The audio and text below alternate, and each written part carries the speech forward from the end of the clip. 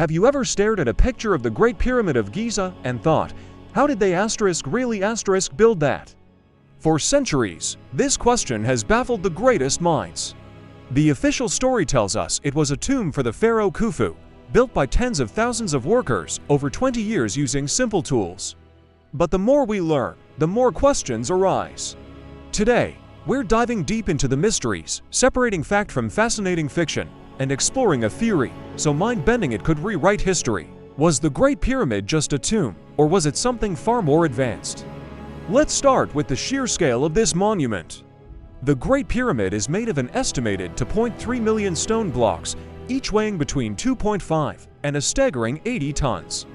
To put that in perspective, 80 tons is the weight of about 12 adult elephants. These massive blocks were quarried, transported, and lifted with a precision that modern cranes would struggle to replicate. The entire structure is aligned to true north with an accuracy of 3/60ths of a degree, more precise than any other structure on Earth.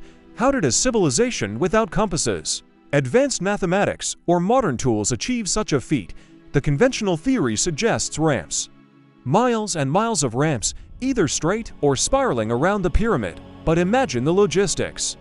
A ramp long enough to reach the top would have to be over a mile long and would contain more material than the pyramid itself. Building the ramp would have been a bigger project than building the pyramid. And a spiral ramp?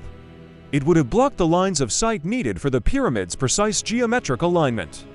French architect Jean-Pierre Houdin proposed a fascinating internal ramp theory, suggesting workers built a ramp inside the pyramid as they went.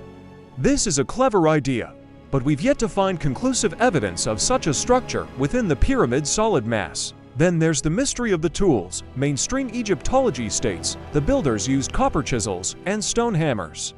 But granite, which makes up the king's chamber and many of the heaviest blocks, is an incredibly hard rock. Experiments have shown that copper tools are practically useless against it. They would blunt almost immediately. Some have suggested they used harder stone dolerite pounders, but shaping and moving multi-ton blocks with stone hammers seems almost impossible, especially with the level of precision we see. Look at the core masonry blocks. They are cut with such accuracy that you can't even fit a piece of paper between them. This isn't rough-hewn work, it's master craftsmanship on a superhuman scale. This is where the story takes a turn into the extraordinary. One of the most compelling and controversial theories suggests the Great Pyramid was not a tomb at all, but a gigantic power plant. This idea was popularized by engineer Christopher Dunn in his book The Giza Power Plant. Dunn argues that the pyramid's design and materials are perfectly suited for generating and transmitting energy. Let's break down his theory. First, the location. The Giza Plateau sits on aquifers, underground water channels. Dunn proposes that the pyramid was built to harness the vibrations of the earth and the flow of this underground water. The pyramid itself is primarily made of Tura limestone, a material with high insulating properties. But its internal passages and chambers are lined with granite. Granite is rich in quartz crystals, which have piezoelectric properties. This means that when quartz is put under pressure or subjected to vibrations, it generates an electric field. According to Dunn's theory, the subterranean chamber, a rough-hewn room deep beneath the pyramid, was designed to interact with the water from the Nile's aquifers. He suggests a process called sonoluminescence, where sound waves in water can create light and energy. The vibrations from the earth, amplified by the chamber, would have traveled up into the pyramid structure. These vibrations would then have been channeled up through the Grand Gallery. The design of the gallery, with its corbelled walls and mysterious slots, acts like a massive resonance chamber, amplifying the sound energy to a powerful frequency. This amplified energy would then be focused onto the king's chamber. Remember, the king's chamber is built entirely of Aswan granite. The immense vibrational energy would have caused the quartz crystals in the granite to resonate, converting the mechanical energy into electrical energy. But where did this energy go? Dunn points to the so-called air shafts leading out of the King's and Queen's chambers.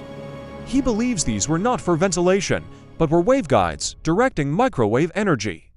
He even suggests that hydrogen was generated within the pyramid through a chemical reaction, filling the chambers and enhancing the energy production process. The final step, a capstone, perhaps plated in gold, an excellent electrical conductor which would have acted as a transmitting antenna, beaming this wireless energy across the land of Egypt. Think about it, a wireless power grid, thousands of years before Nikola Tesla.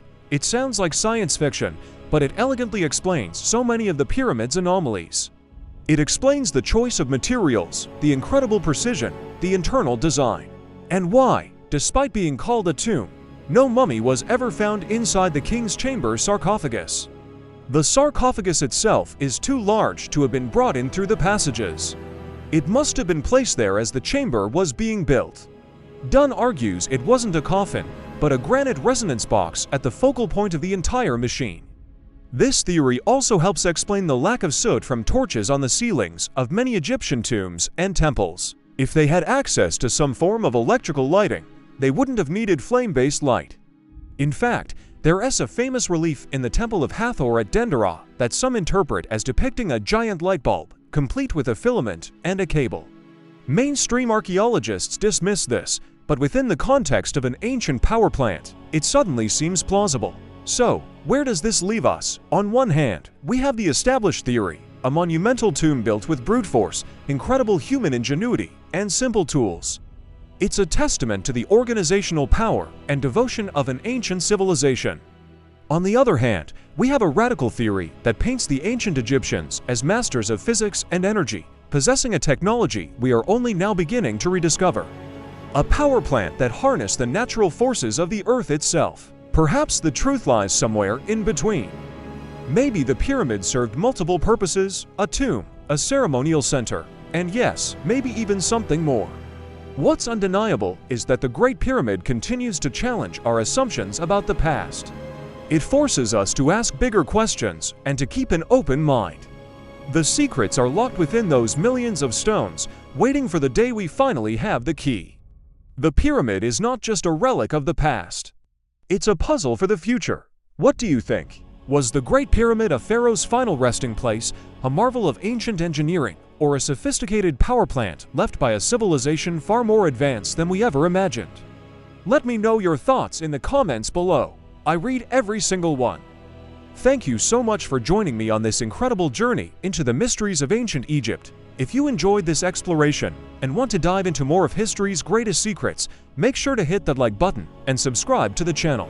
Don't forget to ring the notification bell so you won't miss our next adventure. Until next time, keep questioning everything.